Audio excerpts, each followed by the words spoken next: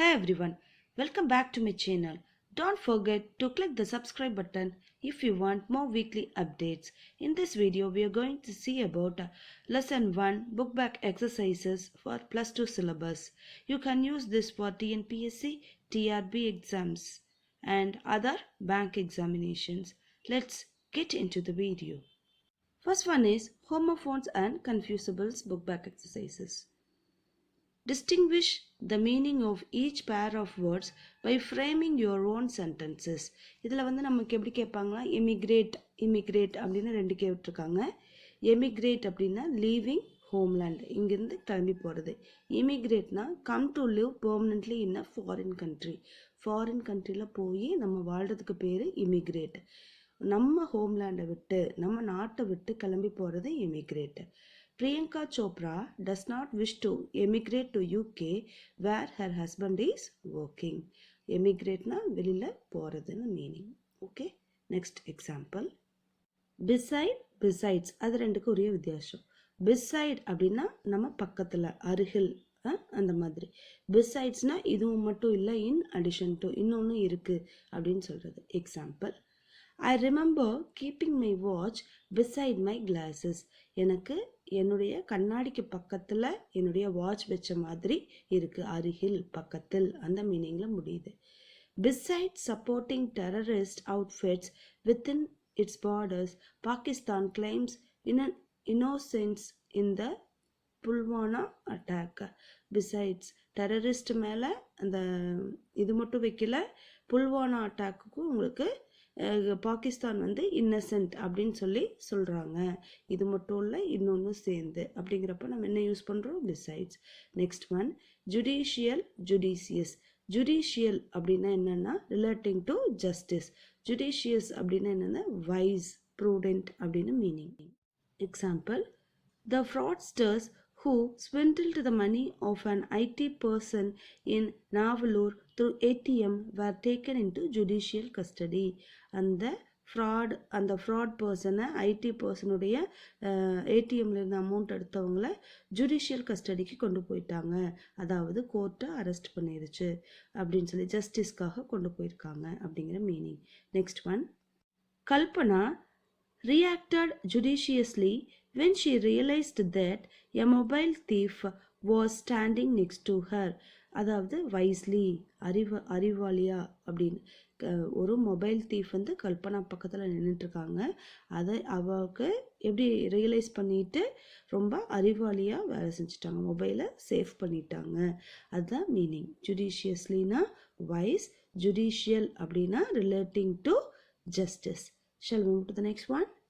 Eligible அப்படிங்கிறது ஒரு adjective, satisfying the appropriate condition.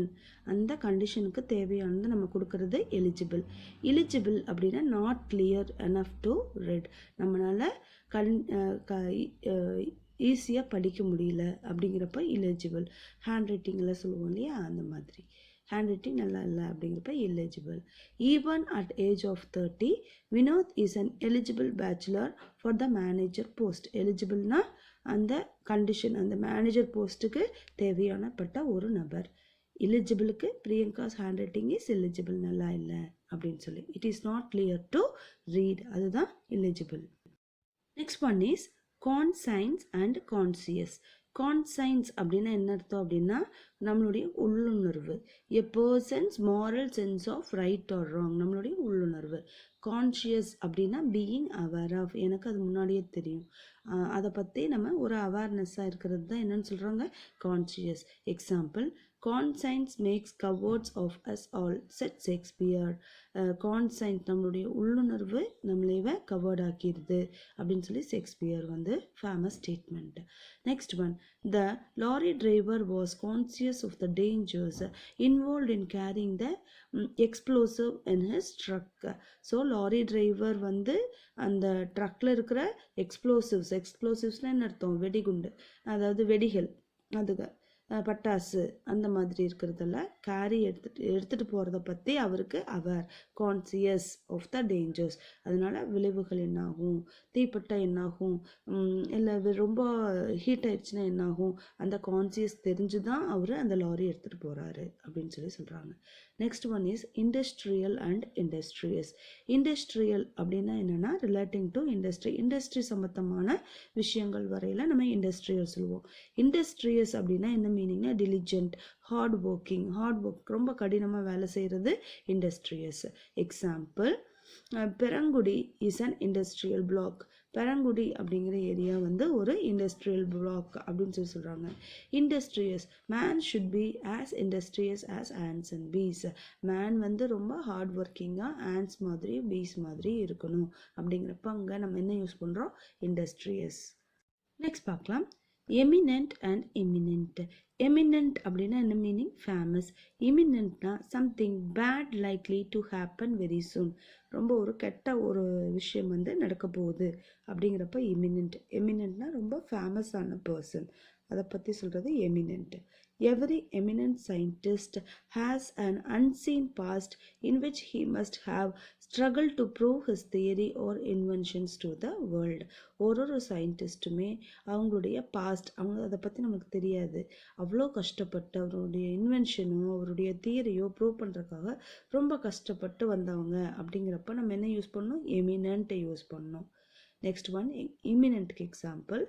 Environmentalists are apprehensive of the imminent earthquakes in mega multi-purpose project catchment areas as they fall under seismicity prone areas. அதாவது imminent வரக்கூடிய, சீக்கிரமா, very soon ஒரு danger வரப்போகுது, அதை பற்றி environmentalist வந்து முன்னாடியே ப்ரெடிக்ட் பண்ணி சொல்லிட்டாங்க. அப்படிங்கிறப்ப நம்ம என்ன யூஸ் பண்ணோம், imminent earthquake. Next one, illicit, illicit. illicit அப்படின்னா இல்லீகல், illicit அப்படின்னா எவோக் அ ரெஸ்பான்ஸ். ஒரு ரெஸ்பாண்ட் வந்து வரணும், அதுக்காக சொல்ல வைக்கிறக்கு, ரெஸ்பாண்ட் பண்ண வைக்கிறதுக்கு நம்ம illicit அப்படின்னு யூஸ் பண்ணுவோம். illicit அப்படின்னா இல்லீகல், அதாவது சட்டத்துக்கு விரோதமாக நடக்கிறது illicit. 200 miners perished after consuming illicit liquor in Bihar. அதாவது இல்லீகலாக கிடைச்ச லிக்வரை கன்சியூம் பண்ணியிருக்காங்க அப்படின்னு சொல்கிறாங்க. Next is illicit. The police personnel tried to elicit the truth about the murder of the schoolgirl in a pump set from the arrested relative and 3 other culprits. So elicitனா respond பண்ண வைக்கிறாங்க, try to elicit வெளியில் கொண்டு வரக்கு வைக்கிறாங்க. எதை பற்றினா, truth about the murder of a school girl. அந்த pump set பக்கம் இருந்தால் அவங்க ரிலேட்டிவ்ஸ் கிட்டையும் இல்லை இன்னும் கொஞ்சம் பேர்த்துக்கிட்டையும் விசாரணை நடக்குது. விசாரணை மூலமாக அந்த தகவலை வெளியே கொண்டு வர வைக்கிறாங்க, உண்மை என்னென்ன வெளியே கொண்டு வந்து வைக்கிறாங்க. Next one, prescribed, proscribed. Prescribed அப்படின்னா செட் டவுன் ரூல்ஸ், ப்ரோஸ்கிரைப்ட்னா ப்ரோஹிபிட்டட், தடை செய்யப்பட்டது தான் ப்ரோஸ்கிரைப்ட். ப்ரிஸ்கிரைப்ட்னா உங்களுக்கு கொடுக்கப்பட்டது, ரூல் படி கொடுக்கப்பட்டது. The students were advised to follow the guidelines prescribed by the director of government examinations. Students எல்லாரும் கவர்மெண்ட் எக்ஸாம் எழுதுகிறவங்க எல்லாருமே கவர்மெண்ட் கொடுத்த அந்த கைட்லைன்ஸை கண்டிப்பாக படிச்சுக்கணும், ஃபாலோ பண்ணணும். அப்படிங்கிறப்ப ப்ரிஸ்கிரைப்ட். Next is proscribed. ப்ரோஸ்கிரைப்ட்னா என்னன்னு சொல்லியிருக்கிறோம், ப்ரோஹிபிட்டட், தடை செய்யப்பட்டது. The tourists were proscribed from taking selfies from the suicide point in Kodaikanal. கொடைக்கானலில் போய் சூசைட் பாயிண்டில் இருக்கிற அங்கே போய் நீங்கள் என்ன எடுக்கக்கூடாது, செல்ஃபி எடுக்கக்கூடாதுன்னு ப்ரோஹிபிட்டட், ப்ரோஸ்கிரைப்டு, தடை செய்யப்பட்டிருக்கு அப்படின்னு சொல்கிறாங்க. Next one, affect and effect.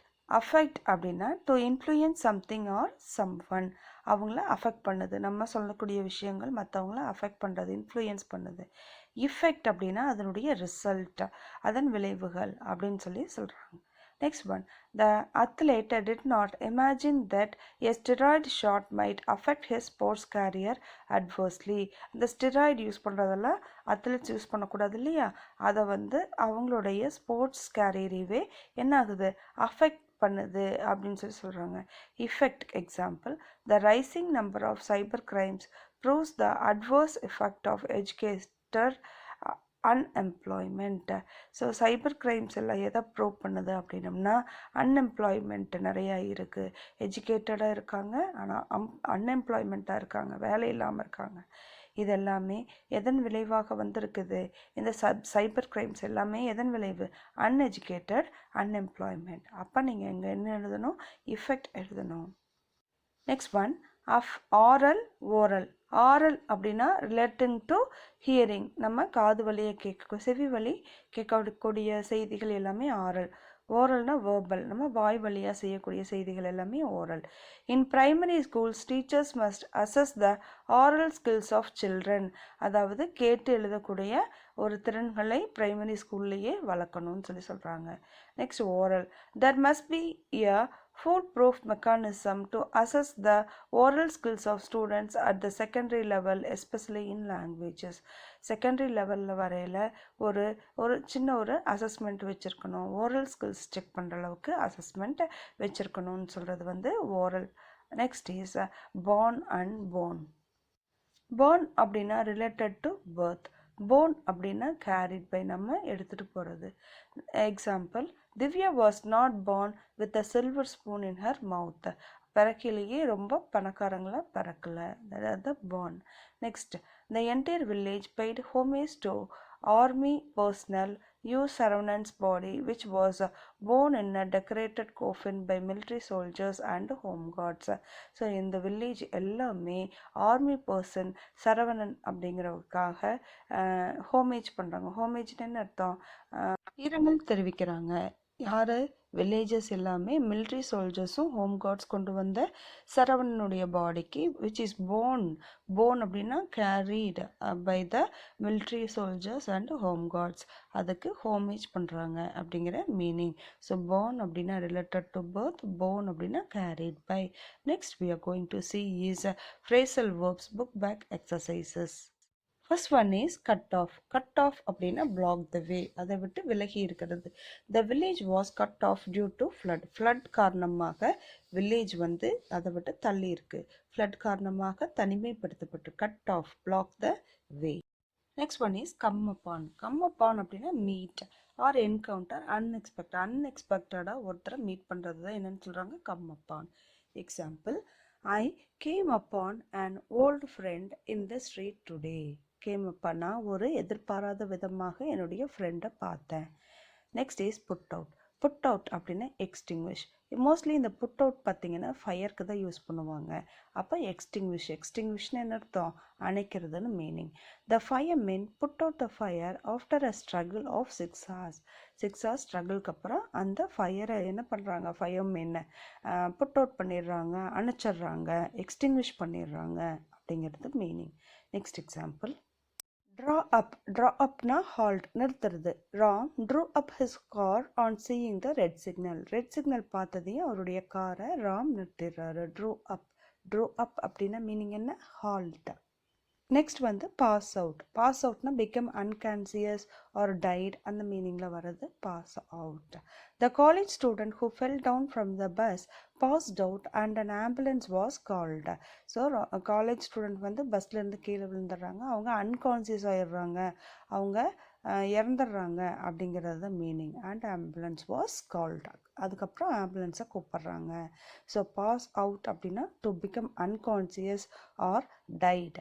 The next one is take off. Take off அப்படின்னா leave the ground. The plane took off 2 hours late from Delhi due to fog. Fog அப்படிங்கிறதுனால ஒரு ஸ்மோக்கியாக இருக்கிற ஸ்கையில் இருக்கிற ஸ்மோக்கியாக இருக்கிறதுக்கு பேர் தான் என்னென்னு சொல்கிறாங்க? fog. ஸோ பிளேன் வந்து 2 hours லேட்.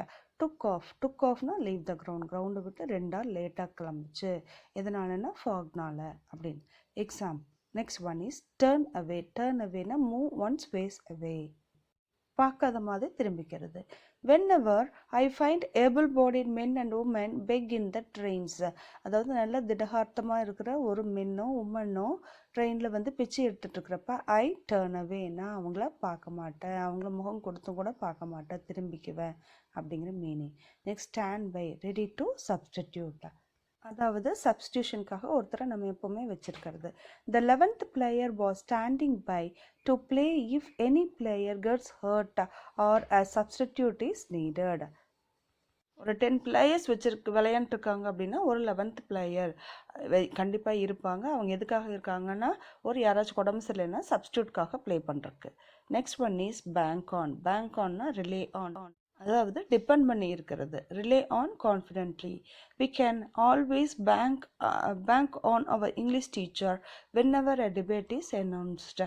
ஒரு டிபேட் அனௌன்ஸ் பண்ணுறப்போ ஒரு காம்படிஷன் அப்போ நாங்கள் கான்ஃபிடென்ட்டாக யாரை போய் கேட்போம் அப்படின்னா இங்கிலீஷ் டீச்சரை கேட்போம். We can always bank on confidently. Bank on means rely on confidently.